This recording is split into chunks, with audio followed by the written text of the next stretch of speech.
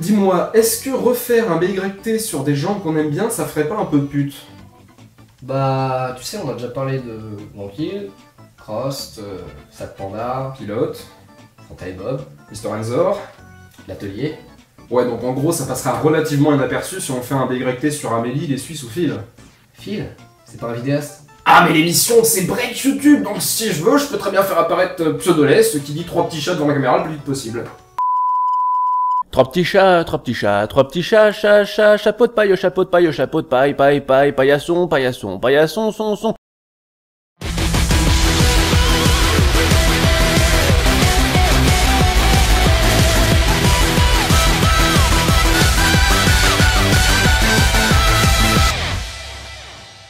Bonjour ou bonsoir à toutes et à tous pour ce 22e BYT Show où l'on va parler de 2 chaînes YouTube et d'un site internet. Oui, de 2 chaînes, vous avez bien entendu, et vous avez aussi entendu un site internet. This is madness. De toute manière, on reste dans le cadre de YouTube, car la Vigie de Phil s'intéresse au contenu vidéo YouTube. Et puis de toute manière, ai-je vraiment des comptes à vous rendre, sachant que c'est mon émission, mes opinions, ma chaîne, mon Thomas, mes kebabs et mes rousses. C'est les miennes aussi. Alors déjà, pourquoi avoir choisi de vous faire un mix de 2 chaînes et d'un site internet dans un seul épisode? Vous pouvez très bien vous dire que je n'ai plus d'idées, que je n'ai pas eu la participation d'un puissant comme Fanta pour ce nouvel épisode, que je n'ai plus personne à critiquer, voire même que je me ramollis, ou pire encore, que je n'ai plus assez d'idées sur un seul vidéaste et que je suis obligé d'utiliser un procédé putassier qui vise à parler de plusieurs chaînes pour faire une vidéo de 10 minutes. C'est mauvais. Bon, déjà c'est complètement faux, mais il y a une partie de vrai, là j'avais plus d'idées pour un petit vidéaste seul, cependant, après rédaction de ce BYT, j'en ai trouvé un. D'ailleurs, j'en ai même trouvé plusieurs, mais du coup, ça sera pour l'épisode 24 si on n'a pas dépassé les 10 000 abonnés d'ici là. J'hésite à dire si on est optimiste ou prétentieux. Ah, la deuxième option, ouais. Ouais. Ensuite, c'est surtout parce que les 2 chaînes qui vont passer au casse-pipe ainsi que le site internet ont un point en commun, le contenu proposé. Ici, on est en face de passionnés de la vidéosphère qui partagent le plaisir de la découverte de vidéastes méconnus et de l'hétérogénéité des youtubeurs qui la peuplent, qu'ils aient ou non une renommée dans la communauté. Et puis, comme on l'a dit au début de cette vidéo, ce sont des amis qui nous sont chers et auxquels on souhaite tout le bonheur du monde, pour aujourd'hui comme pour demain, que notre soleil éclaircisse l'ombre, qui brille d'amour au quotidien.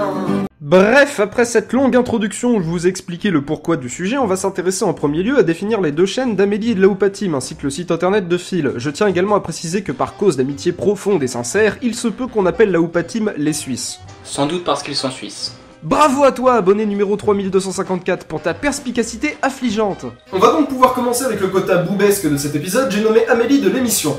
Amélie, 23 ans, parisienne, blonde par intermittence mais dotée d'une curiosité et d'un sens de l'émerveillement enfantin sans égal, a uploadé son premier numéro de l'émission le 3 août 2014. Le concept se veut à la fois simple mais efficace. Si vous n'avez pas beaucoup de temps à consacrer à YouTube mais que vous êtes quand même curieux et avide d'un contenu varié et hétéroclite, Amélie se charge de vous faire découvrir de multiples facettes de la vidéosphère. Ce qui est pas le cas de Laoupatim parce qu'il n'y a pas de boost, parce qu'ils nous ont talé pendant des mois pour qu'on fasse une vidéo sur eux, et puis parce qu'ils sont suisses, et puis parce que c'est des gros connards. Laoupatim donc, Boris et Derek, tous deux âgés de 20 ans, sont de véritables explorateurs du net, bien que je n'ai jamais entendu parler d'un explorateur suisse.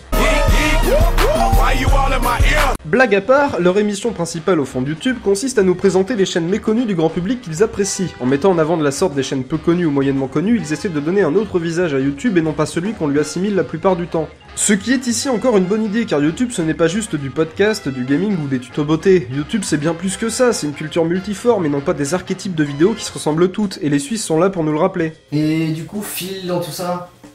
Merci beaucoup pour cette transition, et maintenant on retourne sur ta paillasse. Phil, c'est notre barbu familial qui tient la Vigie, un site internet qui vous prévient des sorties de la semaine sur YouTube. Vous pouvez y trouver autant de vidéastes connus que de petites pépites visuelles ne dépassant pas les milliers de vues. Ce qui est agréable avec sa Vigie hebdomadaire, c'est qu'on n'est pas surchargé par une masse astronomique de vidéos. Il se limite à 4 par semaine et c'est tout. De plus, il fait l'effort de nous proposer du contenu varié chaque semaine, histoire de ne pas se retrouver avec 4 vidéos similaires. Le support écrit et non pas vidéo bouscule également vos habitudes de consommateur YouTube, et ce côté atypique a quelques bons points, mais on va développer tout ça un peu plus tard. Voilà, donc ça, c'était pour les descriptions, maintenant on va approfondir un peu plus.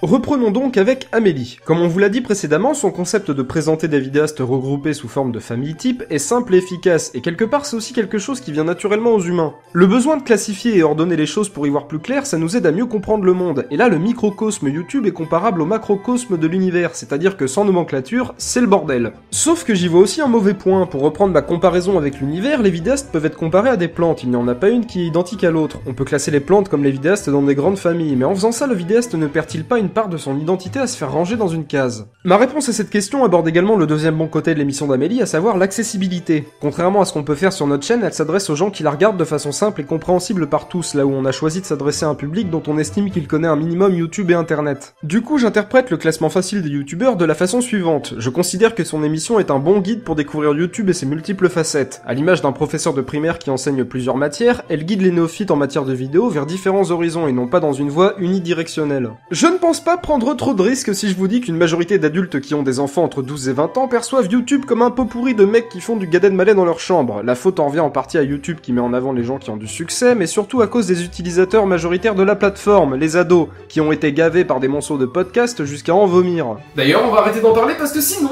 je vais gerber. Ce que je veux dire par là, c'est qu'Amélie est en capacité de vous proposer du contenu varié, riche, divertissant, innovant, et troisième bon point de son émission, elle le fait avec amour. D'accord, c'est très cucu ou gnangnan dit comme ça, mais je développe. On peut voir ça comme un bon et un mauvais point, mais elle n'est pas très objective lorsqu'il s'agit de parler des vidéastes qu'elle apprécie, c'est-à-dire presque dans toutes ses vidéos. Elle ne verse pas trop dans la critique, mais ce côté fangirl lui octroie ce petit quelque chose qui fait qu'on va apprécier la personne en tant que telle pour sa gentillesse, et ça c'est peut-être un truc qui nous manque un peu. Ouais enfin, j'ai envie de dire, on l'a bas niveau matos et on fume avec du caca. C'est pas faux. Oui, alors comme il faut en parler vite fait, même si ça me fait chier, pour la forme elle peut mieux faire. C'est clairement pas une experte du montage, ou du cadrage, de l'éclairage, ou du son, mais le côté je tourne avec les moyens du bord donne aussi du charme à ce qu'elle fait. Et ça rappelle à tout le monde que YouTube, c'est pas que du 1080p et du matos de dingue dont les Suisses se vantent de posséder. Quelle magnifique transition, pas du tout prévisible. Oulala. Du coup, comme on parle de la Hoopa Team, on va se débarrasser tout de suite de l'aspect technique de leur émission. C'est très bien monté, très bien éclairé, le son est nickel, leurs captures vidéo se font avec un vrai appareil et pas un téléphone comme nous, et je ne rage absolument pas. Mais alors, pas du tout! Comme on vous l'a dit précédemment aussi, la Hoopa se charge de mettre en avant un autre visage de YouTube, celui des petits vidéastes qui leur plaisent et qui galèrent à se faire une place dans la masse de vidéastes existants. Je vous cache pas que pour nous, vu qu'on est dans le même délire, c'est une attention très noble de leur part que de filer un coup de pouce aux inconnus et de les destiner à une meilleure visibilité. En gros, on considère que Boris et Derek sont nos équivalents suisses. Bon, plus beau, plus musclé, plus intelligent. Ferme ta gueule.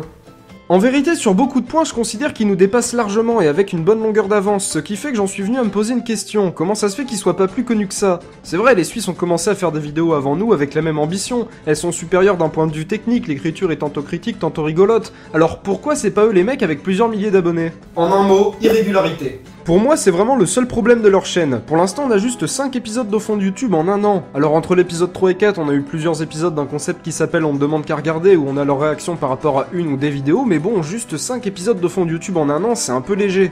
Après, on peut aussi leur reprocher le fait qu'ils sortent des vidéos un peu hors sujet de ce qu'ils font d'habitude, mais bon, une chaîne, c'est une chaîne, on y fait ce qu'on veut. Des vidéos hors sujet sur la nôtre, vous en avez eu plein, c'est pas pour autant que vous en chiez une brouette à chaque fois. Mais là, je me rends compte que j'ai pas grand chose à reprocher à la chaîne de la Hoopa Team. Certes, ils sont irréguliers, mais putain, ce que leurs vidéos sont bien réalisées. Et je trouve sincèrement que chaque nouvel épisode de fond de YouTube est meilleur que le précédent. Cependant, en termes de régularité, c'est Phil qui nous égale, là où on laisse la Hoopa Team et Amélie loin derrière nous. En même temps, comme on vous l'a dit au début de la vidéo, c'est un format écrit et non vidéo, et ça a ses avantages comme ses mauvais côtés. Déjà, la motivation principale de Phil et de sa vigie, et ça c'est pas moi qui le dis, hein, c'est sur son site, c'est son envie irrépressible de participer au développement de la web culture. Il pense que l'émergence de cette culture sera d'ici quelques années aussi dominante dans la francophonie qu'elle peut l'être aux USA. Alors, franchement, c'est très cool comme projet, mais cela dit, je retiens 2 mauvais points.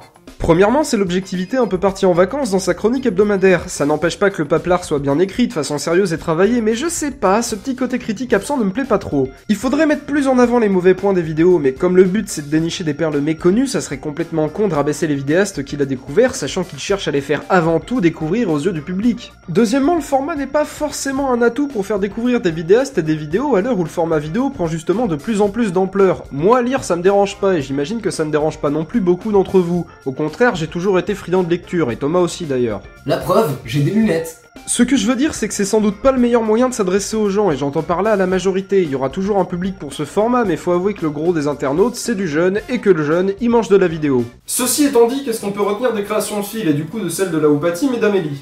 Ce qui caractérise les créations de l'Observatoire, c'est l'attrait pour le partage et la curiosité de ses membres. Une curiosité qui me semble nécessaire au bon renouvellement d'une web culture qui n'est certes plus balbutiante, mais qui n'a pas encore ses lettres de noblesse dans la francophonie. Cette curiosité, on l'a tous, et je suis sûr que si je farfouille dans vos abonnements, j'ai peu de chances de trouver en tout point des listes de vidéastes similaires. Cette curiosité, elle se caractérise aussi par vos partages, votre bouche-à-oreille IRL est 2.0. Mais personnellement, il me semble plus que nécessaire de faire passer notre communauté à la vitesse supérieure. Et ça aussi, c'est déjà en marche. Avec des initiatives de grands comme Antoine Daniel et ses 29, les caméos entre youtubeurs, les groupes de vidéastes comme Spatulforce ou Voxmaker, les salons et autres conventions, bref, ce que je veux dire c'est qu'avec nos formats respectifs dans l'Observatoire, on contribue en tant que rouage à la mécanique du renouvellement d'internet et de son public. Et sans vouloir jouer les prétentieux ou me faire le porte-parole de mes collègues, je peux vous dire sincèrement qu'on est fiers de participer à ce qu'on considère comme étant notre culture. Par contre, les Suisses ils font ça que pour l'argent. Ah, carrément. Ouais.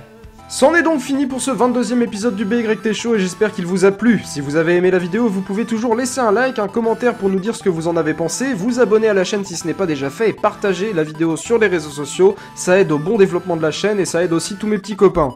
Bisous tout le monde et à la prochaine!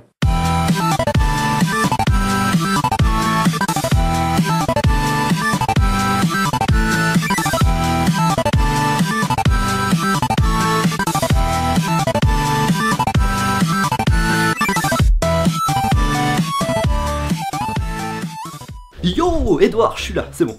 Idem. Pareillement. Non mais il est terminé BYT. Edouard il est parti au taf. Mais Thomas, t'es sérieux? J'ai mis une chemise. Oh non, fais chier. Ah merde. Mais il est bien l'épisode au moins? T'inquiète pas, on a dit que du bien de vous.